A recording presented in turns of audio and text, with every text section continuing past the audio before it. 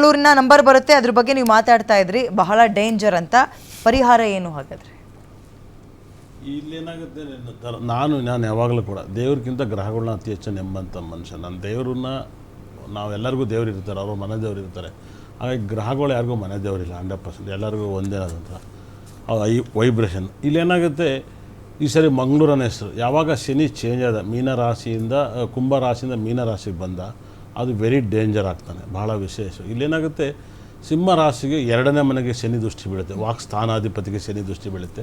ವಾಕ್ಸ್ಥಾನ ಅಂದರೆ ಮಾತಿನಿಂದ ಜಗಳಗಳಾಗುತ್ತೆ, ಭಾಳ ವಿಶೇಷವಾಗಿ. ಏನಾಗುತ್ತೆ, ಸಪ್ತಮಾಧಿಪತಿ ಅಷ್ಟಮಕ್ಕೆ ಹೋದ ಸಿಂಹರಾಶಿಗೆ ಏನಾಗುತ್ತೆ, ಫ್ರೆಂಡ್ಶಿಪ್ಪಲ್ಲಿ ತುಂಬ ಚೆನ್ನಾಗಿ ವ್ಯವಹಾರ ಮಾಡಿರ್ತಾರೆ, ಕೊನೆಗೆ ಒಂದು ದಿವಸ ಒಬ್ಬರಿಂದ ಒಬ್ಬರು ಜಗಳಾಡ್ತಾರೆ. ಈ ಥರದ ಗಲಾಟೆ ಇನ್ನೂ ಕೂಡ ಇವತ್ತು ಬಗೆಹರಿಯಲ್ಲ. ಇದಕ್ಕೆ ಯಾವುದೂ ಪರಿಹಾರ ಇಲ್ಲ, ಮನುಷ್ಯತ್ವನೇ ನಾವೇ ಪರಿಹಾರ ಮಾಡ್ಕೋಬೇಕು. ಇದಕ್ಕೆ ಹೋಗಿ ನೀವು ದೇವ್ರಿಗೆ ಕೈ ಮುಗಿಯೋದು ಇಲ್ಲ ದೇವಸ್ಥಾನಕ್ಕೆ ಹೋದರೆ ನಿಮ್ಮ ಪರಿಹಾರಗಳಾಗಲ್ಲ. ಯಾಕಂದರೆ ನಿಮ್ಮ ಮನಸ್ಥಿತಿನ ನೀವು ಸರಿ ಮಾಡ್ಕೊಂಡ್ರೆ ಖಂಡಿತ ಕೂಡ ನಿಮಗೆ ಪರಿಹಾರ ಸಿಗುತ್ತೆ. ಇದಕ್ಕಾಗಿ ಅಂತ ಪರಿಹಾರಗಳಿಲ್ಲ.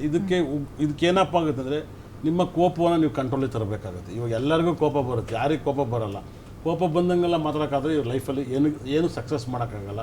ಆಮೇಲೆ ಚಿಕ್ಕ ಏಜ್, ಎಲ್ಲವೂ ಕೂಡ ಚಿಕ್ಕ ಏಜಿನ ವ್ಯಕ್ತಿಗಳಾಗಿರ್ತಾರೆ, ತುಂಬ ದೊಡ್ಡ ಏಜನ 45 ದಾಟಿದ್ರೂ ಒಂದು ಮನುಷ್ಯ ಬದಲಾವಣೆ ಇರ್ತಾನೆ. ಅದರೊಳಗಡೆ ಎನರ್ಜಿ ಜಾಸ್ತಿ ಇರುತ್ತೆ, ಅವ್ರ ಮಾತಿನ ಎನರ್ಜಿ ಎಲ್ಲ. ಮಂಗಳೂರಲ್ಲಿ ಹೆಂಗಂದರೆ, ಮಂಗಳೂರಲ್ಲಿ ಸಪೋರ್ಟಿಂಗ್ ಜಾಸ್ತಿ ಇರುತ್ತೆ. ಅಣ್ಣನ ಮಕ್ಕಳು, ತಮ್ಮನ ಮಕ್ಕಳು, ಅವ್ನು ಓದಿರೋ ಹುಡುಗರು, ಅವನೊಂದು ಸರ್ಕಲೆಲ್ಲ ಎಳ್ಳೆರಡು ಟೀಮೇ ಅವ್ರು ಯಾವಾಗಲೂ ಬದುಕೋದು, ಒಂದು ಟೀಮಾಗಿ ಬದುಕಲ್ಲ, ಇಂಡಿವಿಜುವಲಾಗಿ ಬದುಕಲ್ಲ. ಹಾಗಾಗಿ ಮತ್ತೆ ಮಂಗಳೂರು ಪ್ರದೇಶದಲ್ಲಿ ಏನಾಗುತ್ತೆ ಅಂದರೆ, ಈ ಮಲೆನಾಡು ನೀರಿನ ಪ್ರದೇಶದಲ್ಲಿ ಸಖತ್ ಇಂಡಿವಿಜುವಲಾಗಿ ಜಾಗ ಇರುತ್ತೆ ಅವ್ರು ಮಾತಾಡೋಕ್ಕೆ. ಕರಾವಳಿ ಭಾಗದಲ್ಲಿ ಮಾತಾಡೋಕ್ಕೆ, ಒಂದು ಮೀಟಿಂಗ್ ಮಾಡೋಕ್ಕೆಲ್ಲ ರಾತ್ರಿ ಹೊತ್ತಲ್ಲಿ ಒಳ್ಳೆ ಜಾಗ ಇರುತ್ತೆ. ಮತ್ತು ಇಲ್ಲಿ ಬೆಂಗಳೂರು ಥರ ತುಂಬ ಸ್ಟ್ರಾಂಗ್ ಪೊಲೀಸ್ ಎಲ್ಲ ಏನಿರಲ್ಲ. ಅಲ್ಲಿ 100% ಪೊಲೀಸ್ ಇರುತ್ತೆ, ಇಷ್ಟೊಂದು ಸ್ಟ್ರಾಂಗ್ ಎಲ್ಲ ಕಡೆ ಪೊಲೀಸ್ ಇರೋಕ್ಕಾಗಲ್ಲ, ಯಾಕಂದ್ರೆ ಅಲ್ಲಿ ತಕ್ಕನಾಗಿ ಇರಬೇಕಾಗತ್ತೆ. ಹಾಗಾಗಿ ಇದು ಇನ್ನೂ ಬಗೆಹರಿತಿದೆ, ಇನ್ನೂ ನೀವು ಮಾತಾಡ್ಬೋದು. ಇನ್ನೂ 2-3 ತಿಂಗಳವರು ಇದ್ದ ವಿಷಯ ಸಿಗ್ತಲೇ ಇರುತ್ತೆ ಈ ಭಾಗದಲ್ಲಿ ವಿಚಾರದಲ್ಲಿ.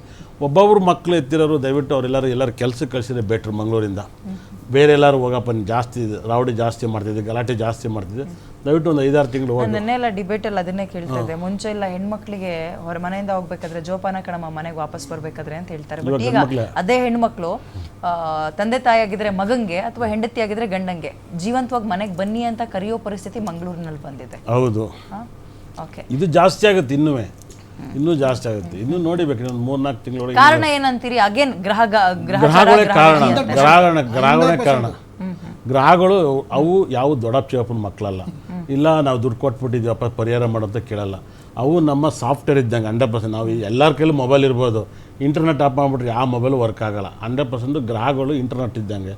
ಬಹಳ ಚೆನ್ನಾಗಿ ಅರ್ಥ ಮಾಡ್ಕೊಳ್ಳಿ. ಅವು ಯಾರ ಮಾತನ್ನು ಕೇಳುತ್ತೆ, ಅವಕ್ಕೆ ನೀವು ಸರಿ ನಡ್ಕೋಬೇಕು, ನೀವು ತಿಳ್ಕೋಬೇಕು. ಬಹಳ ವಿಶೇಷ ತಿಳ್ಕೊಂಡು ಬದುಕಬೇಕಾಗತ್ತೆ.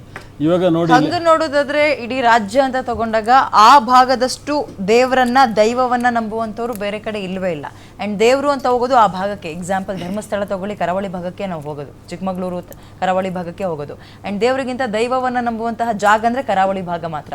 ದೇವರನ್ನ ಅತಿ ಹೆಚ್ಚು ನಂಬುವಂತಹ ಜಾಗದಲ್ಲೇ ಯಾಕೆ ಹಂಗಾಗ್ತಾ ಇದೆ? ಅದರಲ್ಲಿ ನೀರಿನ ಜಾಗದಲ್ಲಿ ಸಮಸ್ಯೆ ಜಾಸ್ತಿ ಇದೆ. ನೀರಿನ ಜಾಗ, ಜಲವನ್ನ ಚಂದ್ರನಿಗೆ ಹೋಲಿಸ್ತೀರಾ ನೀವು?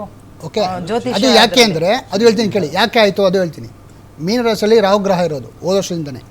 ಇದು ನಾಟ್ ಬೈ ಮಂಗಳೂರು, ಇಂಡಿಯಾ ಅಲ್ಲ, ಎಂಟರ್ ವರ್ಲ್ಡ್ಗೆ. ಎಲ್ಲೆಲ್ಲಿ ನೀರಿನ ಒಂದು ಜಾಗ ಇದೆ, ನದಿ ಇರ್ಬೋದು ಅಥವಾ ಒಂದು ಸಮುದ್ರ ಇರ್ಬೋದು, ಇದರ ನೀರಿನ ಜಾಗಗಳು. ಸೊ ಇಲ್ಲೆಲ್ಲ ಕಂಟಕಗಳು, ದುರ್ಮರಣಗಳು ನಡೀತಾನೆ ಇರ್ತದೆ. ಇದನ್ನು ತಪ್ಪಿಸೋಕ್ಕೆ ಯಾರಿಗೂ ಸಾಧ್ಯ ಇಲ್ಲ. ಅದಕ್ಕೆ ಒಂದೇ ದಾರಿ ಅಂದರೆ, ಅವರು ಮಂಗಳೂರಾಗಲಿ ಯಾರೇ ಆಗಲಿ ಗುರುವಿನ ಒಂದು ಮಂತ್ರ ಜಪ ಮಾಡಬೇಕು. ಗುರುಗ್ರಹ ಇಟ್ಕೊಂಡ್ರೆ ಮಾತ್ರ ಕೆಲಸ ಆಗೋದು ಇದು. ಓಕೆನಾ? ಅದರಲ್ಲಿ ಯಾರು ಅಂದರೆ ಈಗ ರಾಘವೇಂದ್ರ ಸ್ವಾಮಿಗಳು ಮಂತ್ರಾಲಯದಲ್ಲಿ.